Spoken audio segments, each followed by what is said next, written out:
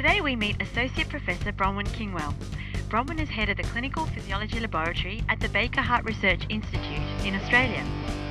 Her research focuses on areas such as heart disease, exercise, cholesterol and diabetes. She has published over 80 papers and was recently president of the Australian Society for Medical Research. We started by asking Bronwyn to describe the sort of work she does. I'm a cardiovascular scientist, so what I do is investigate heart disease, the mechanisms of heart disease, and really the ultimate aim is to come up with preventative strategies for heart disease and also novel methods of treatment. Diabetes is very closely related to heart disease, and that's another big interest of mine as well. So a lot of our studies are focused at new therapies for diabetes. My background has been actually in exercise physiology, so in fact a lot of my early studies were in understanding how exercise protects against development of heart disease and diabetes, and in understanding the molecular mechanisms by which exercise protects against these conditions, we're now coming up with potential new drugs that actually target a lot of the pathways that exercise targets. So it's been a very interesting journey over the last 10 or 15 years. And so what would be a typical day for you? There's no such thing as a typical day, which is why I think I like what I do. So there are various days. Some days are actually in the lab, and in the lab could be in the lab with patients, actually trying to understand new mechanisms or testing new drugs. Or it could be in the lab working with bits of people. So if we've taken blood samples or muscle biopsies or skin biopsies, then we can be in the lab doing work with those. But I must say, as my career progresses, much more time is actually spent here in the office. Writing grants, developing new ideas, finding the money to do the work, and then writing the work up for publication and so forth. But another big aspect of science is communicating results, so spend a fair bit of time outside of the office too, presenting at conferences. That could be around Melbourne, it could be around Australia, and in fact a lot of that is also at international conferences, so there'd be 3 or 4 international conferences a year, which is fantastic. So how did you decide to get into this field then? Yes, that's a good question. I feel like I fell into it accidentally, but I think actually all I did all through school was pursue what I'd like to do.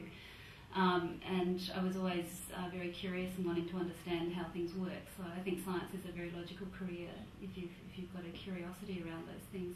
I think a pivotal moment was in mid-high school. I guess it was year 10 when I did work experience, and I did that in a physiology lab out at Monash University, and I found that fantastic. It was a histology lab actually, and we were cutting tissue slices and staining them and looking at various diseases, and I thought this is really neat. So I think that's what got me into science. And then how did you go from science into this field of research? So as I said, I had the interest in science, so I did a lot of exercise and really enjoyed exercise. So just understanding the body and the cardiovascular system became an interest because that's so pivotal in exercise. So I did my undergraduate degree in science and physiology, and then at the honours level where there's a focus on research specifically, I decided to do some exercise physiology. And in fact this was performance-based physiology, and I was looking at the best strategies to rehydrate during endurance exercise. So it was very much athlete-based, which is quite different to what I do now. And I think it was at the end of that year that I realised I'd like to broaden what I was looking at and to actually look at exercise from a preventive and therapeutic perspective rather than just a performance perspective. So that happened quite early on in my career, and it's been a very productive and satisfying area to work in. So what's the best bit about what you do? The best bit, I think the best bit is finding out things that nobody else knows. That's what science is all about. It's really pinpointing a question, a key question that might lead to new developments, and then actually doing the experiments to answer that question, and really learning things that no one's known before, and then applying that knowledge to hopefully have a therapeutic benefit. What about, are there any worst bits? Getting funding each year. So medical research in Australia and in most countries is mainly publicly funded, and so there's a constant struggle to have enough money to support that research. So a large amount of time each year is spent writing grants to get that funding. And the way the system works, you submit grants in February and you get a result in November of that year, so it's quite a long process and very rigorous peer review.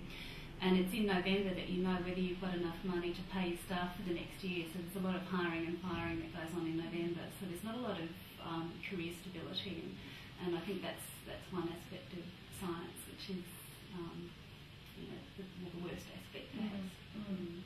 And do you think it was important to do like a PhD? Is that a sort of a good move for people who are interested in this sort of thing? It depends what you want to do, really. There are very good scientists that have done a basic bachelor's degree and perhaps done honours, and they're fantastic scientists and they work in very productive teams, and science is always done in teams. The question of whether to do a PhD or not really comes down to whether you want to drive your own research, whether you want to be going out, getting those grants and being responsible for all of that, pursuing your own ideas, or whether you prefer to work with a team, with a chief investigator that's going to do all of that for you, and that you just pursue the experiments. Have you got any advice for any young women who might want to pursue a similar career? I find it a very satisfying career, and I can't really think of anything else that I do. I mean, I always say I'll stay in science till I can't get my grants up, and so far I've been lucky enough to be successful. It's a rewarding career.